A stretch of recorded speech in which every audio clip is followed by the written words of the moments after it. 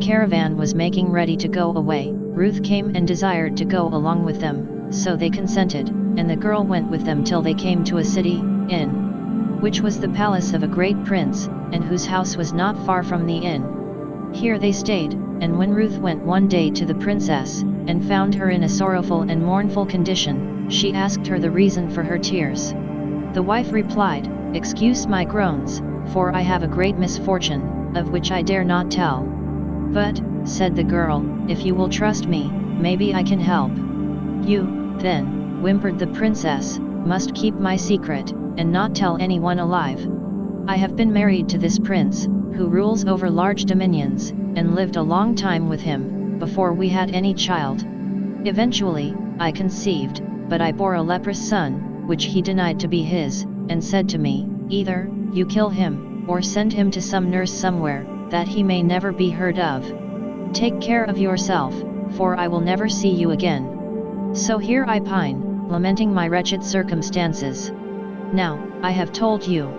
Ruth replied, "I have found a remedy for your son's disease, I promise you, for I was also leprous, but God has healed me. Through the child Jesus, the son of Joseph and Mary." The princess inquiring where he was, and Ruth replied, "He lodges with you here in the inn. Joseph, Mary, and the child Jesus who is with them. It is he who delivered me from my disease and torment." "But by what means," asked the princess, "were you cleansed from your leprosy? Will you not tell me that?" The girl answered, "I took the water with which his body had been washed, and poured it upon me, and my leprosy vanished." The prince's wife then arose and entertained them, providing a great feast for Joseph among a large company of men. The next day she took perfumed water to wash Jesus, and afterwards poured the same water upon her son, whom she had brought with her, and her son was instantly cleansed from his leprosy. Then she sang thanks and praises unto God, and announced, "Blessed is the mother that bore you, Jesus. You cure leprous men with the water with which your body is washed." She then offered very large gifts to them, and sent them away with all imaginable respect. Then the next day, they came to another city, and saw 3 Egyptian women, a mother and 2 daughters weeping a lot, going from a grave. When asked, they questioned Ruth, "Who are you and where are you going? For the day is far spent, and the night is at hand."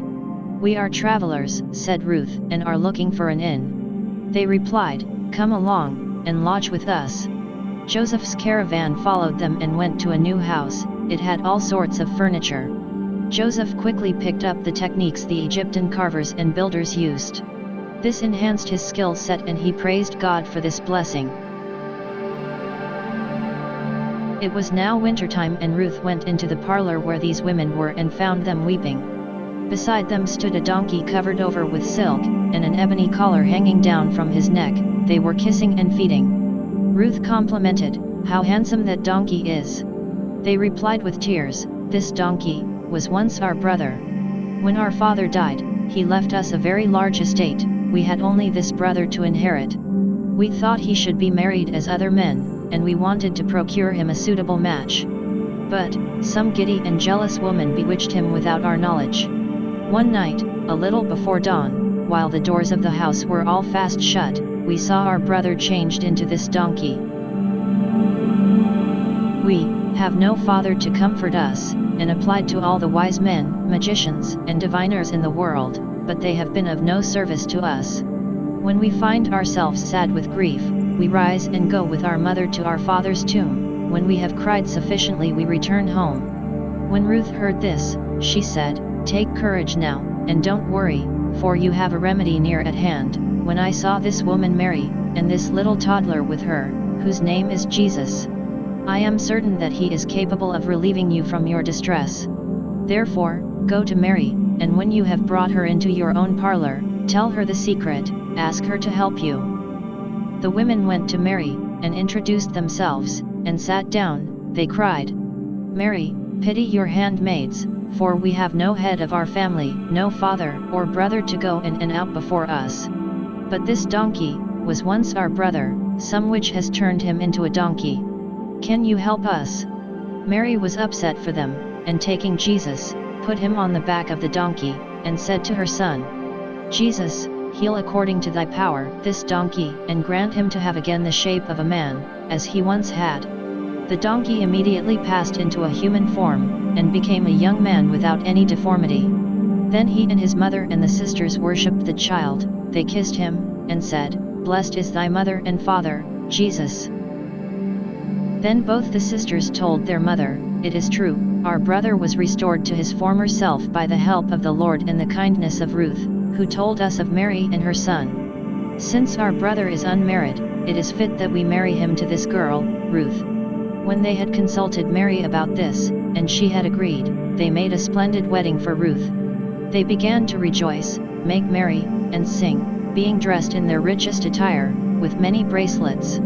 Afterwards they glorified and praised God, singing, Jesus son of Joseph, who changes sorrow into gladness, and mourning into mirth. Joseph thought that God was really blessing the people they met.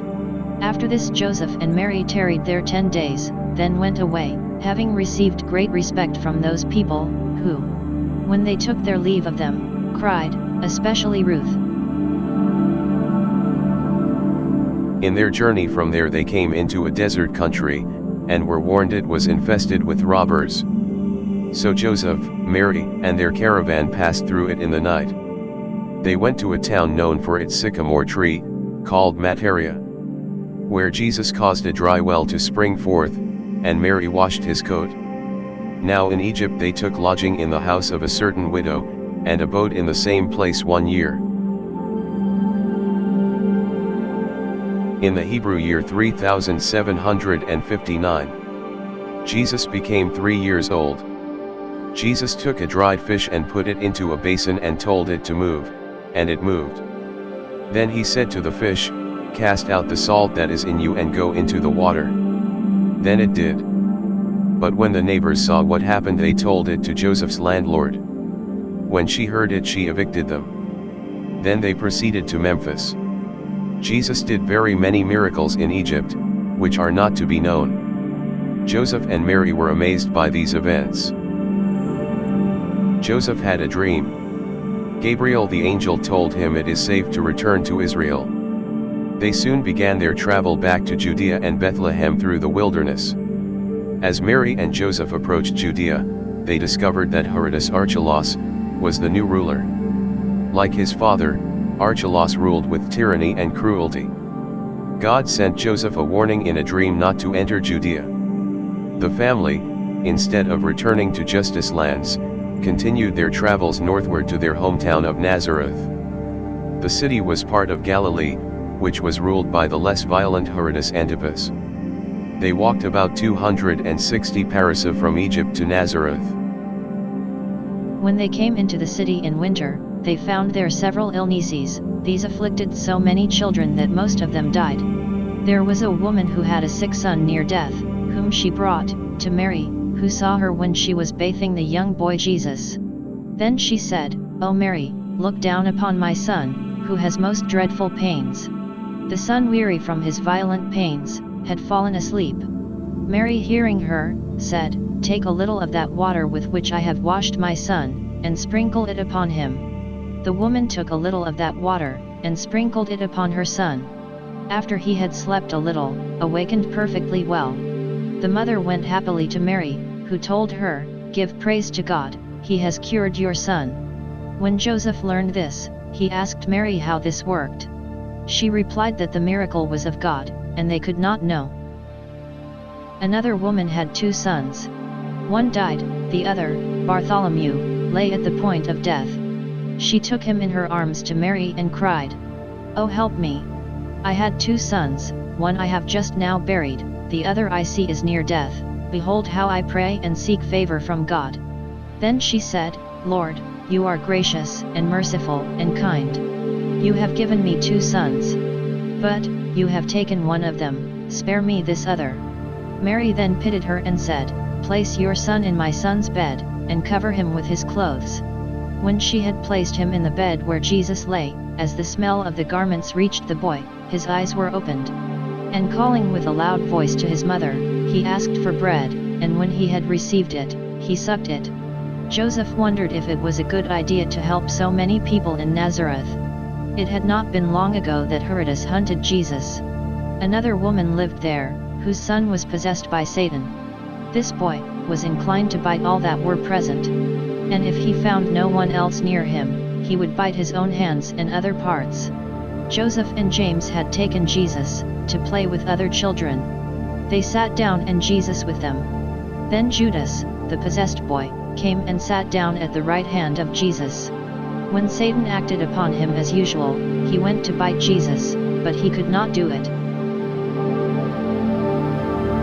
In the Hebrew year 3761, Jesus, when he was 5 years old, was playing where there had fallen rain.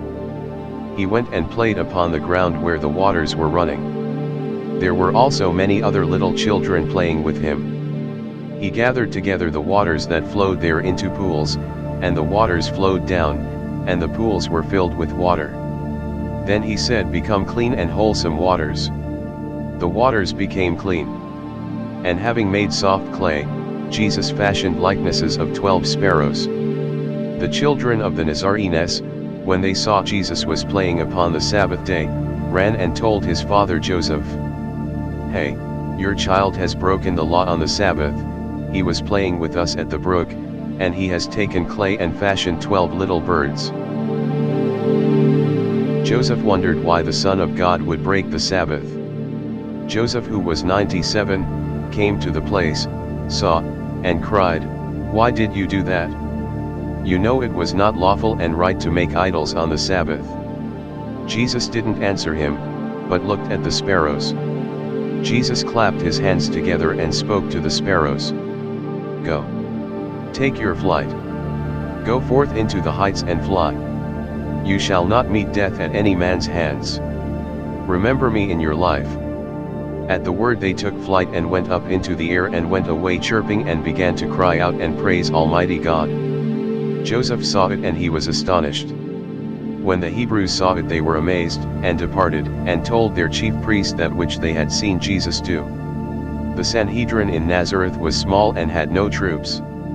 The chief priest merely ignored them.